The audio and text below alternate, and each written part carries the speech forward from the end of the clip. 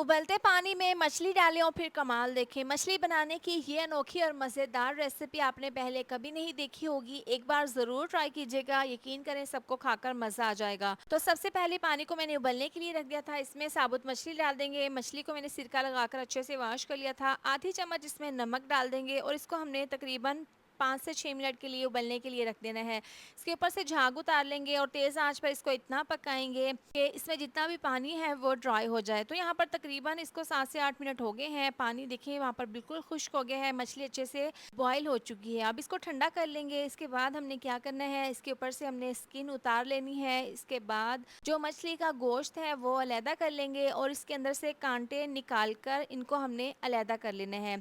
इस पॉइंट पर अगर आपको वीडियो ज़रा सी भी अच्छी लग रही हो तो वीडियो पर प्यारा सा कमेंट कर दिया करें, वीडियो को लाइक और शेयर भी ज़रूर कर दिया करें। यहाँ पर मैंने तमाम गोश्त अलहदा कर लिया है और इसके कांटे अलहदा कर लिए हैं। आप चूल्हे पर कढ़ाई रखेंगे, 4 से 5 चम्मच ऑयल डालकर मछली का कीमा डाल देंगे और इसको हमने हल्का सा फ्राई कर लेना है। इसके बाद यहाँ पर सब्जियां हैं, बंद गोभी, शिमला मिर्च और चॉप किया हुआ प्याज। एक एक प्याली मैंने तमाम सब्जियों की ली है। अब कीमे के साथ हमने इसको फ्राई कर लेना है इतना कि हल्की सी ये नरम हो जाए। 1 चम्मच लहसुन का पेस्ट डाल देंगे, इसको हल्का सा मिक्स कर लेंगे। स्लो आंच पर आपने इसको पकाना है। आधी चम्मच नमक, 1 चम्मच कुटी हुई लाल मिर्च, 1 चम्मच धनिया पाउडर और आधी चम्मच पिसी हुई काली मिर्च, 1 चम्मच पिसा हुआ गरम मसाला डालकर अब इसको अच्छे से मिक्स कर लेंगे। इतना इसको पकाएंगे कि तमाम मसालों का फ्लेवर अच्छे से मछली के कीमे में आ जाए। इसके साथ ही इसमें हम डाल देंगे बॉईल किए हुए आलू। 2 मीडियम साइज़ के आलू को मैंने बॉईल कर लिया था, ये इसमें डाल देंगे। हल्का से इसको इस तरह से हमने चम्मच की मदद से तोड़ लेना है।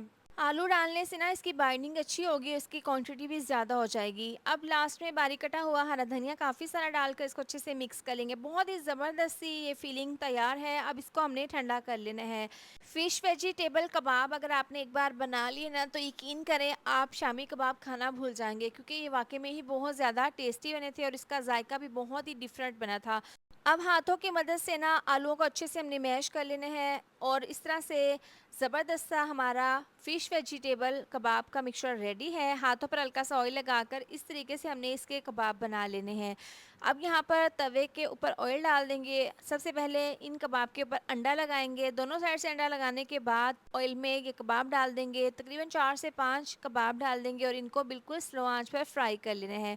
तकरीबन 2 से 3 मिनट के बाद इसकी मैंने साइड को चेंज कर दिया था। देखें एक साइड से अच्छा सा कलर आ गया है।